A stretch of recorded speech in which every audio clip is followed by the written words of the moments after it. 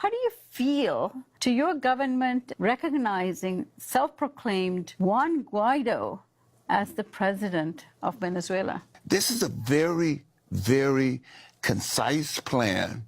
The humanitarian aid, quote unquote, that's provided. Now what you've done is you've taken the billions of dollars that rightfully belong to the Venezuelan people, and what you've done is you've taken those billions of dollars, you place sanctions on it. They can't use their own money, their own resources, and then you come with as like this knight in shining armor to save them and everything, with a few $1 million of quote unquote humanitarian aid, which we don't know where that money goes to. And I think that's the point about whether we could argue about Maduro, what he did, what he didn't do.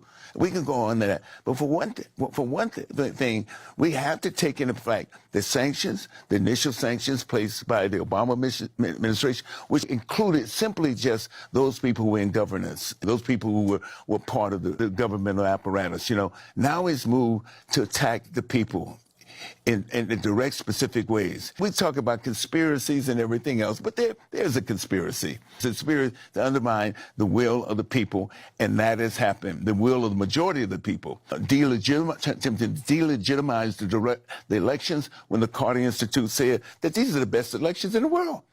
The danger that we have now, and the danger that we see, is a full-scale conflict which will decimate the gains that were made by this action called the Bolivarian Revolution over the last 20 years. We see this in Venezuela, especially because the ideas came out of Venezuela. The sample size of building 2 million homes, of training doctors, of having doctors service communities, the barrios and other communities that had been disenfranchised and not served, all that was doable in a way. To eradicate literacy, all this was doable in a sense.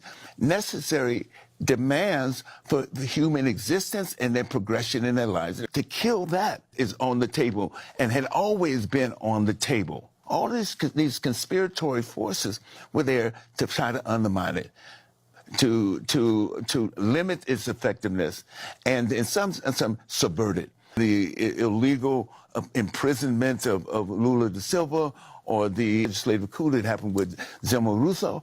So all these things are happening right now. This corruptive, dangerous power that this country has always attempted to diminish people's expectations. I don't care if it's Mayan Indians in Guatemala.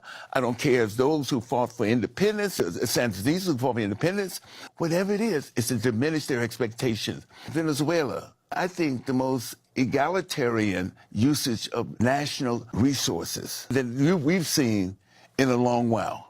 When a country attempts to become self-sufficient in its own way, and thereby its self-sufficiency allows them to place demands on themselves, turning those resources into places where they benefited people and everything else, it's a dangerous precedent. The multinational corporations rule the world. They dictate policy. They can create a currency crisis that destabilizes economies anywhere they want to do this. That's the issue. So it's the nation state now, in some sense, is represented by these corporate interests, which have the interest in raw materials. It's not only oil. Gold mines, nickel mines, bauxite, there are diamonds, rich mines. I thank you so much for joining us today. Thank you.